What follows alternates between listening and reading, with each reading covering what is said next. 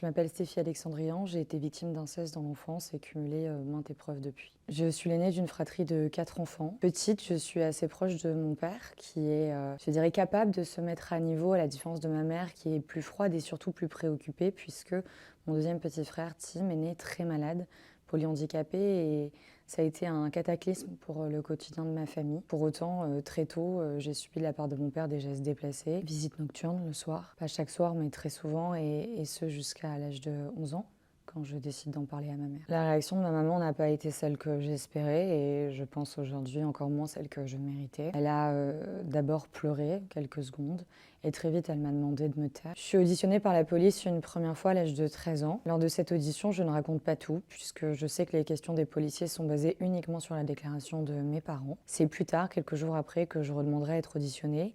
Et là, je raconterai. Au fur et à mesure que je racontais aux policiers, je mesurais la gravité de ces claques, ces coups de poing. Enfin, à tous les égards, je n'avais pas compris à quel point ce que je subissais était grave. Mon père est placé en détention provisoire pendant un peu plus d'1 an. Le jour de son procès, il est condamné à 3 ans de prison, dont 1 année ferme. Il est donc libéré le soir même.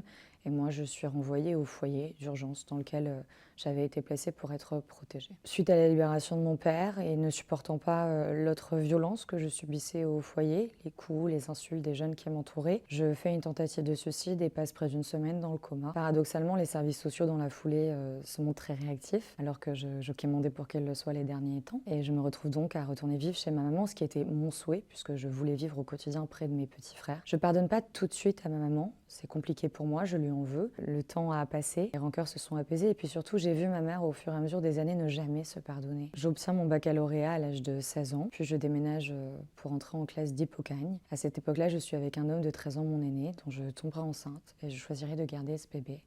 Aujourd'hui, je suis l'heureuse maman d'une petite fille de 11 ans. Hélas, la relation que j'avais avec son papa a justifié que l'on se sépare quand elle a eu 2 ans.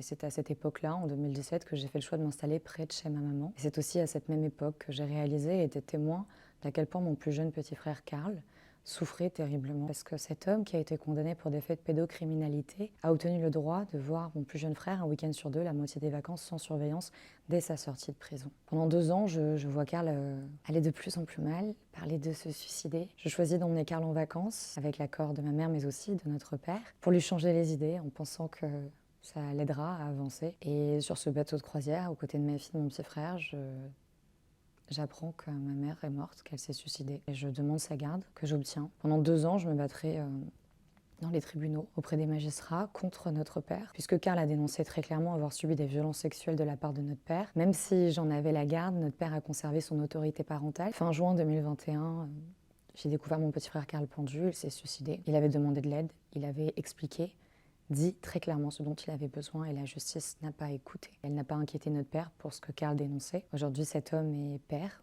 une nouvelle fois, d'un petit garçon qui a 10 ans dans quelques jours. Là aussi, il a le droit de le voir seul, sans surveillance. Au décès de mon petit frère Karl, et parce que je fais partie des personnes qui pensent qu'avec des pierres, on peut fonder des murs et plus encore, j'ai choisi de créer une association qui porte son prénom, l'association Karl, qui vient en aide depuis maintenant plus de 4 ans à tous les enfants victimes de violences intrafamiliales et notamment sexuelles. J'ai validé récemment un Master 2 de droit au sein de l'université Panthéon-Assas. J'ai choisi de m'investir sur la question de la protection des enfants contre les violences sexuelles, notamment dans le domaine intrafamilial. Depuis plus de 2 décennies, aucune recherche réelle n'a émergé sur ces questions et le besoin est pourtant là, et c'est mon urgence. Lorsqu'on me demande si aujourd'hui les choses se passeraient de la même manière, pour ce qui est de mes frères, de ma famille, c'est triste à dire, mais je crois que oui. Au-delà de ça, je dirais qu'on a tous un rôle à jouer, à la fois en tant que citoyen, mais de surcroît en tant que parents. Je crois qu'il nous appartient également de sensibiliser nos enfants. Mais accepter d'en parler, c'est justement faire en sorte que notre enfant sache ce qui est OK de ce qui ne l'est pas. Et en tant que parent, j'ose me permettre de rappeler qu'on a la charge d'apprendre à nos enfants quelles sont les limites. Et surtout, ce devoir de créer auprès d'eux une relation de confiance, une telle confiance que face à cela, ils sauront nous en parler.